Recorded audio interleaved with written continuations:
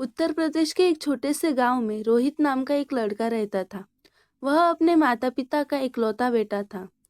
उसके पिता खेतों में मजदूरी करते और माँ मीरा घर संभालती थी। मीरा अपने बेटे को पढ़ाई में हमेशा आगे देखना चाहती थी। उनका सपना था कि रोहित एक दिन बड़ा आदमी बने।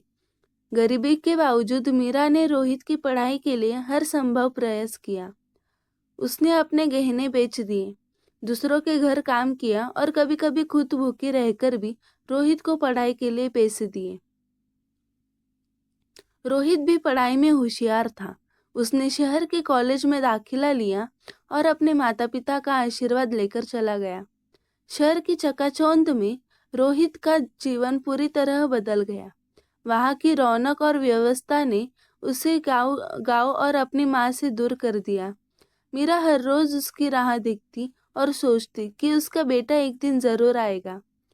वह उसे पत्र लिखती, लेकिन रोहित कभी कभी ही जवाब देता।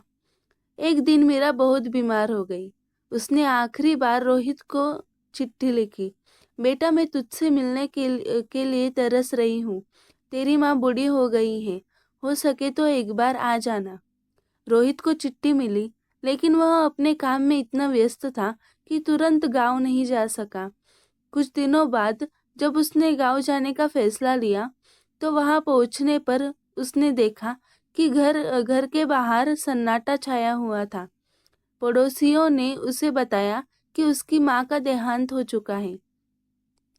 रोहित को उसकी माँ की एक चिट्ठी दी गई, जो उन्होंने मरने से पहले लिखी थी। बेटा, मैं तुझसे नाराज नहीं हूँ। मैं जानती हूँ तू अपने सपनों को पूरा करने में व्यस्त था, लेकिन यह माँ का मन था जो तुझे एक बार देखना चाहती थी। खुश रहना और हमेशा मेहनत करना। चिट्ठी पढ़कर रोहित फूट फूट कर रोने लगा। उसे अपनी माँ के प्यार और त्याग का एहसास हुआ। उसने अपनी माँ की याद में गांव में एक स्कूल बनवाया और फैसला किया कि अब वह अपने रिश्तों को कभी नज़रअंदाज नहीं करेगा।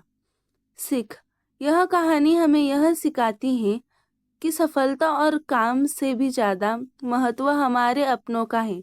माँ का प्यार अनमोल है और उसकी कदर हमें उसके रहते ही करनी चाहिए।